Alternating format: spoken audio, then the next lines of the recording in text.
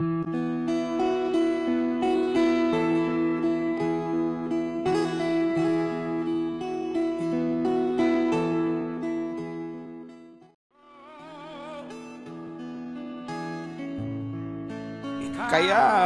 mukhang hindi lang ito pala dyan ang mababawas sa alyansa. Pero pa ba? Pero ang gulo ng sitwasyon, ha? Mukhang marami pang gustong kumalas. Di ba, sabi ko nga sa iyo noong nakaraan, meron ngayon mga kumakandidato na bahagi ng alyansa na nagkakanya-kanya na, Kuya Benny. Yun ang impormasyon naman natin. Mula nung nangyari sa dating Pangulong Duterte yon, wala na silang parang yung buo na sila yung magkakasama at iniiwasan na nila ngayon ang parte ng Mindanao at ilang lugar sa Bisaya. Kasi lalo na nga po, pagka-identified nila na baluarte ng mga Duterte, hindi makapagkampanya itong grupo ng alyansa ng Bagong Pilipinas. Kilala mo ba yung dalawa pa na in the coming days baka... Kasi ito hindi pa naman direktang nagsasabi. Pero medyo may pahiwatig lang. Ito, maintindihan mo kung bakit Sino yan? Una, Senador Pia Cayetano. Maintindihan mo. Yes. Maintindihan mo kasi kapatid niya si Alan. Yung Alan Cayetano naman. Supporter. Supporter. So, understandable. Kinakanta-kanta ko pa naman yan. Alin? Yung Pia Cayetano. Hindi ba pwedeng Dante Marcoleta? Ha? Palitan mo na yan. Hindi ba yung tono ngayon Palitan mo na. Ay, nako. Sino pa yung isa? Magagalit si Kong Dante dyan Bakit siya kinakanta mo? Hindi, naalala ko lang. Ano kinakanta? May LSS lasong syndrome. Ang kinakanta ko kasi, pambansang simang kampante kay Dante. Ayun, yun dapat. Number 38 sa balota. Ayaw ko na nung Pia kayo tano. Dante na. Ay, ganun ba? Sino pa yung isa? Yung pangalawa. Isa pa lang nabanggit mo Eto naman. Kasi ito naman, yung mga kapamilya niya, una na nagsabi na parang hindi maganda yung ginawa. Hindi maganda yung ginawa. Okay. Nag-umpisa sa tatay. Asawa. Anak. Eto, anak din. Kami, tatay, nanay, tapos yung anak. Tapos ngayon. Eto na. Baka daw, ito marami hindi pa naman official. Hindi pa naman. Ito yung sinasabi lang ng iba. Kumbaga kaya pa kunin sa Cebu de Macho yan. Ito si Congresswoman Camille Villar. Pero ako, knowing Villar, kayang sumolo niyan. Kaya. Sa bagay. Kayang sumolo. May ano yan may sariling makinarya na. Tsaka may resources yan. Pag-uusapan may resources. At saka kung sa tingin ko ay mukhang hindi naman nakakatulong, imbis ay nakakahadlang pa ang alyansa, Malamang magkalasan nga yung iba. Kasi, ako sa tingin ko, baka hindi lang yan. Kasi yung partido ni Camille Villar, tama ba? Nationalista Party? NP. NP yan Tatlo sila dyan Meron pa? Tatlo yan. Hakatakin na yun. At siyempre, ang inaasahan nila dyan ay ang pamilya Manny Villar at saka Cynthia Villar. Sa funding, Kung ang pag-uusapan ay funding, hindi ko na sasabihin kung sino. Alamin na lang. Sino sa tatlo ng membro dyan ang kapartido nila sa NP rin. Naku po. Yun lang naman ang... sana. Mali tayo, no? Jen, ipinagmalaki pa naman ng Pangulong Bongbong Marcos Na? Doon sa unang-una nilang campaign sortie, ha? Yung sa Ilocos Norte. Sabi niya, tayo lang. Ang partido na nakabuo ng kompleto. 12 tayo. Pwede ba natin ipaalala? Baka sabihin nila. Kompleto naman, 11. 11 na lang kompleto. Kompletong 11. Meron ba tayong video na? Pero gaya lang, mukhang hindi naman inihanda. Ganun ba? Pero nakita natin. Pero natandaan mo yun, di ba? Yung pabulol-bulol pa nga di ba? Sabi ng Pangulo, kami na nakakompleto. Tsaka ito talagang pinili natin yan. Subok yung mga yung tao na yan. Yung kabila niya, kalaban natin Parang mga nautusan na pinabili na suka Doon nagsimula yung napabili na suka. Yes. Yung mga kalaban daw nila. Ganun talaga. Naku. Ang isa sa naaawa ko dyan ngayon, naipit na ipit. Alam mo kung sino? Sino? Senator Francis Tolentino. Di ba? Alam mo na, si Sentol, kasama sa palatuntunan niya. Wala tayong masamang tinapay. Ngayon, ang statement niya, ang pinakahuling statement, nakita kong pinost niya ay mali ang ginawa na pagkaka-aresto kay dating Pangulong Rodrigo Duterte. Yun ang inilabas ng statement kayo. But of course, well, huli man, no? At nandun na kasi ang dating Pangulong Rodrigo Duterte, still hindi pa rin huhuli kung ikilos yung mga tao at sasabihin ng totoo. No? Especially ito pong ating mga mababatas na tindigan kung ano man yung tama. No? Kasi bihira na ata sa ating lipunan ngayon yung tumatayo sa prinsipyo. Di ba? So ngayon, unti-unti na, no? Marami kasing sa online lang, ang dami nagsasabi, bakit ngayon lang daw kumilos ang Super Ate? Samantala, nung nandoon sa Villamor, dapat lumabas na. At nagpakitang gilas na. Pero kasi sa tingin ko, doon sa gate na yun, kapag si Super Ate ang nagpumilit pumasok, hindi siya awatin ng mga sundalo at pulis doon. Di ba? At sa huli naman daw, tama yun, Kuya Benny, at sa huli naman daw, sa hearing, may dapat niya, nagsampa siya ng kaso sa mga gumawa. Kasi kung may nakikita siyang gumawa ng labag sa batas, abay dapat niya, kinasuhan niya bilang chairman ng Senate Committee on Foreign Relations. Hearing? Tapos na? Magpapatawag para uli kung meron pa silang maimbitahan. Dyan natin makikita na honest to goodness ba? Kasi meron tayong kilalang senador na investigasyon lang. Matapos imbestigahan, inimbestigahan na. Yun, naimbestigahan na. Wala nang nangyari. Naimbestigahan na. Investigahan. Alam mo na yun, di ba?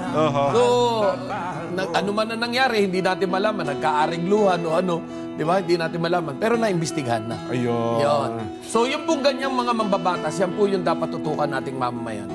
Lagi natin titingnan, ano ba yung galaw ng bawat mambabatas natin? Ito po ba'y para sa tao o para lang sa sariling kapakanan? Ayan. Opo. Diba? Ngayon ho, nakita natin na nagsalita na ho ang Super Ate at nakita natin kumikilos. Well, naniniwala po tayo na merong natitira pa sa dibdib ng ating Super Ate na paniniwalang meron ngang mali sa pag-aresto sa ating dating Pangulo. So doon po naman sa mga susunod na makikisakay na lang or totoo naman, nasa taong bayan po yan para ho i-analyze yung bawat action na gagawin nila. Totoo. Pero totoo, nakita ko na yung post ng Senador Francis Tolentino. Sa isang panayam pala ito sa kanya, ang sabi niya, naniniwala siya na ang dating Pangulong Rodrigo Duterte dapat sa Pilipinas yung nilitis. Ayan, tama. Dito dapat sa Pilipinas, nilitis yung kanyang kaso. Sapagkat naninindigan siya na ang ICC ay wala ng jurisdiction sa ating bansa. Kaya dapat dito sa Pilipinas, nilitis ang dating Pangulong Rodrigo Duterte. Pero may tanong ako. Kung manindigan ang ICC dito sa ginawa nila, na mali naman, kanino naman tayo magsusumbong?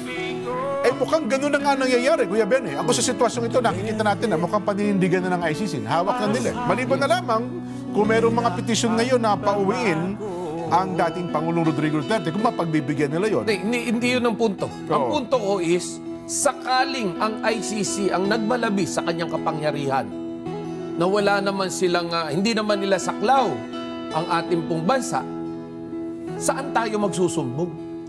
Kay Tulpo. Kay Tulpo. Huli. Na ito ito tinatanong mga nasa online mga netizen. Magsalita nga kayo. Yung mga Tulpo. Anong posisyon nyo dito? Wala. Diba? Mukhang mahirap muna kaya. Tahimik muna sila ngayon sa issue na ito. Kasi si Erwin nasa Alyansa. Di ba? At si Kuya Rapi naman, alam mo naman ng medyo nakikiramdam din ko yan. Yun, ang sitwasyon natin. Kaya ako, pinaka-safe, no talk, no mistakes na dyan. So, usapin na yan. So, wala. Diba? Kung ako isang politiko. So, tama yung sinasabi ng mga nasa social media. Tameme. Ay, oo naman. Ako aminin ko na, opo, tameme ako sa issue na ako politiko. Ina-analyze ko pa kasi, inaaral ko pa ang sitwasyon. Ayaw ko magpakadalos-dalos dyan. Ay, naku. Buti pa itong mga OFW dyan. Sila kasi mayroon ng stand dito Ingat sila dyan, ano? Ingat yung mga OFW. Kung maliliit, yan yung nakapupuwing. Ang sabi ng mga OFW, lalo na dyan sa Europa, teka muna, total, inapi nyo ang aming dating minamahal na Pangulong Digo. Okay. Hindi muna kami mag-re-remit ng pera. Nako, hindi tatamaan ng ekonomiya natin yan. Hindi naman. Nagbabanta sila ngayon. 1 week lang naman ito. 1 week. Oo. Oo. So 1 week na no remittance? Yun ang sinabi. Pero hindi ko pa naman nakita kung talagang gagawin, di ba? Sa Europa yan, Yun yung lang- OFW sa Europa? Yun lang yung mga napabalita. Okay. At tinanong naman ito sa Palace Press Officer kay Attorney Claire Castro. Ito naman ang kanyang sagot. Pakinggan po natin. Attorney Claire, anong sagot mo doon sa mga OFW na hindi daw na magre-remit? Wait lang daw muna. Sabi na to, wait lang na, son, ha? Wait lang. May Stand by kausap ka pa sa lang. May kausap na sa cellphone lang, ha? Alam ko, meron din atang komento dyan si Senador John Enrile, Nelson, eh. Kaya lang, unahin muna natin itong si Para Attorney magkaroon ng Claire. magandang konteksto, no? Oo. Kasi ito ang una nagsalita, eh. Oo. Si Attorney Claire, eh. Pero yun bang pahayag ng mga OFW, ito yung mga supporters ng Yes. dating Pangulong Duterte? Kasi may grupo sila, yung Maisog OFW ata. So yun ang kanilang banta, no? Pero Kuya Benny, tayo naman ikaw naman may malawak ang kaalaman dito. Kung halimbawa, maraming OFW, isang linggo ang hindi nag-remit, hindi nagpadala sa Pilipinas, ano ang posibleng epekto nito sa ating bansa? Well, of course, yung hihina lalo yung pera natin. Okay? At syempre, yung deposits natin dito, bababa. Tamaan din yung stocks dyan. No? Maraming repercussion yan. No? But, of course, isa sa malaki tatamaan, hindi lang naman yung pamahalaan. Sariling buong pamilya natin dito ay tatamaan. Yung pamilya mismo. So, yan yung magiging hindi siguro magandang solusyon yan. No? Kung ako tatanungin nyo, hindi yan. Kaya dapat siguro mga OFW maghunos dili kayo. Maghunos dili. Hindi lang po ang administrasyon na maapekto niya, kundi ang inyong sariling pamilya. Pero ilang araw na ba yung ano nila? Babala? 1 week. 1 week. Pitong araw lang? Di pagkakinapos kayo mga kababayan, ilapit lang muna kayo sa amin tatlo. Hindi. Yung mga pamilya. Sa ating milyonaryong magsasaka. Di ba? One week. Tapos pag nakita, mukhang effective. Sige, 1 week pa. Yun ang masakit na katotohanan. Alam mo ba? Napakatagal naman yan. Nako. Alam ko, kahapon pa yung statement. Pero yun ba no? Yung statement bang yan nag-snowball, ibig sabihin kasi OFW sa Europa yan Di ba? Makikita mo kasi dyan yung mga OFW. Talagang ano sila Yung pagkakaisa. Oo, voluntarily nagpunta. Ang lalayo na pinagmulan. Gano'n na yung magtiis sila ng 1 linggo. Ayun. O kaya, siyempre, sabihin nila, paano yung pamilya nyo rito? Hindi man natin alam kung nakapagpadala na nung mga nakaraan, di ba? Oo. O kaya, padala na ako ngayon kasi next week hindi na. Nako. Ano ba? Wala pa ba? Tuloy lang daw. Ang sabi naman ni Enrile, eto na tayo. Iwanan na natin si Attorney Claire. Balikan natin sa Attorney Claire. Hindi mahanap mahanap. Ang sabi naman ng Presidential Legal Counsel, Juan Ponce Enrile, maghunos dili kayo. Ang pinatutunggalan niya yung mga OFW. Okay. Ang sabi niya, gusto ko kasi yung actual na kung ano sinabi, di ba? Kasi baka magkamali tayo nung ano Direct sinabi. quote. Magiging fake news pa tayo. At maraming nagkakamali dyan. Meron ba tayong boss yata ni JP Walang boses yan. Kasi wala post ba? lang ito. Post lang ba sinundan? Okay. Kaya this is a humble, unsolicited reminder to our social and political leaders. Whoever advised Filipino OFWs to suspend the remittance of their earnings abroad to the country. Ang sunto ko sino man ang nagpayo sa mga Pilipino na nasa ibayong dagat na suspindihin, hindi mag-remit, hindi magpadala, na kinikita sa Pilipinas ay should think many times about the adverse consequences of that advice to our OFWs. pag-isipan niyo mabuti yan. As I said before, for every action, there is always a possible counteraction. If such an advice is followed by some OFWs, what will happen? Should Congress, for instance, retaliate and cancel or also suspend the tax privileges of the OFWs that follow the advice? Mas mabigat ata yung payo ni Manong Johnny. The OFWs are income tax free on their earnings abroad. They do not pay travel taxes. They do not pay airport fees. They are exempt from documentary stamp taxes on their remittances. And they are also exempt from filing income tax returns. Dyan, ako naman, di ba? Kung katarungan ng pag-iisipan mo, doon sa ibang bansa niya, di ba? Totoo. Doon niya pinagpaguran, at ang alam ko, nagpapal din sila ng tax doon, sisingilin mo mo ng buwis yung OFW na nasa ibang dagat. Parang double unfair naman. taxation. Di ba? Unfair naman yan, Manong Enrile. In addition, they have to have passport to be able to work as OFW. Congress granted these privileges to them by laws enacted by it. I earnestly suggest to our OFW to study carefully that advice to them before they get burned by it. Nako pa. Alam mo, dito sa naging pahayag na ito ng ating kagalang-galang na dating senador, Juan Ponce Enrile. Well, I don't think maganda na salubungin natin ang init ng ulo, yung init din ng ulo ng ating mga kababayan. Na alam naman natin na nagbabanat ng kanilang buto sa ibayong dagat, pero yan po yung mga homesick. Kung kaya't yung mga nagiging reaksyon ng mga yan ay bunsod yan nung sama ng loob, hirap ng kanilang dinaranas doon sa ibayong dagat para sa kanilang pamilya rito. Hindi ho siguro karapat-dapat na pagbantaan natin sila at sabihin niya mga bagay na yan dahil yan po ay magdudulot lamang ng mas mainit na galit ng ating mga OFW. Parang yung babala ng OFW, kinontra din niya, no? Ako sana kung sinabi niya to ni Senador, pag-isipan niyo mabuti yan kung ano magiging epekto sa inyo at sa ating bansa. Period. Mas may maganda pa sana, no? Pero yung ganyang inano niya, sumaklit ka rin. yes, Di ba? na para bang iilan na lang ang matalinong tao sa mundong ito. Parang ganun yung dating nito ng sagot niya. Hindi lang yun, Jen. Ha? Oo. Sasabihin na rin natin na parang naghahalucinate si Enrile Ano nun ba? na kaya niyang kontrolado niya ang Senado at ang House of Representatives. Diba? Kinontra siya. Di ba? Oo, kinontra siya. Ayun nga. Kasi yung sinasabi niya na isususpende yung mga pribilehiyo ng OFW, kailangan niyang magbotohan ng Senado at ng Kongreso. Oo. Baka akala ni Enrile siya pa ang Senate President ngayon. Ha? Sino ba ang Senate President ngayon? Senate President Cheese Escudero. Hindi siya ang tanungin natin. May salita ba siya? Nag-comment ba siya? Nag-react siya doon sa statement Senate ni Manong President. Johnny? Sabi daw ni Enrile, tanggalan niyo daw ng privileges yung mga OFW na hindi magre-remit. Tax privilege yan, no? Oo. Eto ang sabi ni Enrile ngayon. Okay. Ang sabi ni Enrile, Cheese. Sabi ni Cheese, sagot ni Cheese. ang sabi ni Enrile, sige nga, pakikinggan kita, Cheese Escudero. Anong maipapayo mo sa akin? Sige. Okay. Pakinggan natin. Sabi kasi ni Enrile, oo nga, no, hindi na nga pala ako ang Senate President.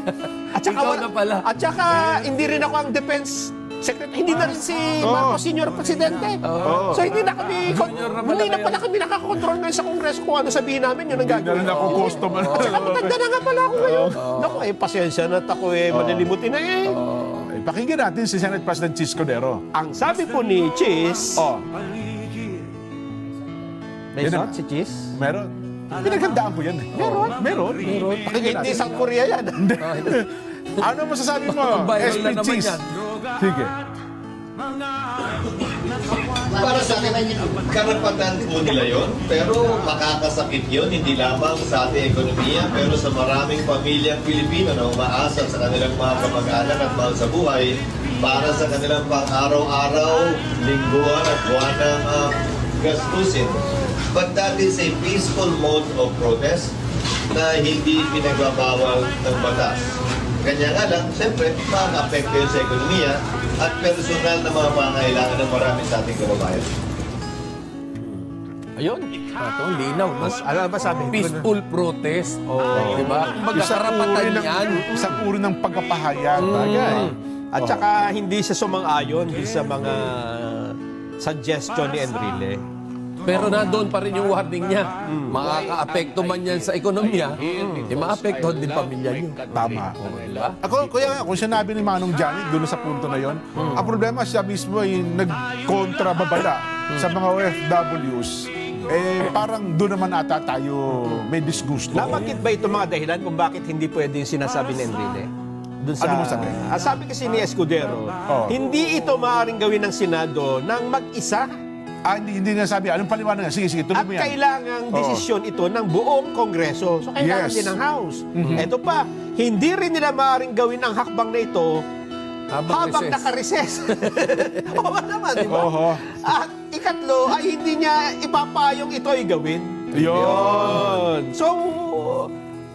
So walang kwenta pala yung babala. So, hindi nasuportahan. Ay, tsaka ano, bala yung mangyayari. Ako naman naniniwala, alam ni Manong Johnny din yung sinabi niya. Nananakot lang. No, medyo... Ay, baka nakalimutan na niya na wala ng Marcelo dyan. Ayun na nga. Kasi noong Marcelo, pwedeng manakot. At saka ngayon sa social media, ang dali na po. Kasi alam ata ni Manong Johnny, baka magta-type. Hindi, pero online sa iyo. Online, Facebook nag-post eh. Oho.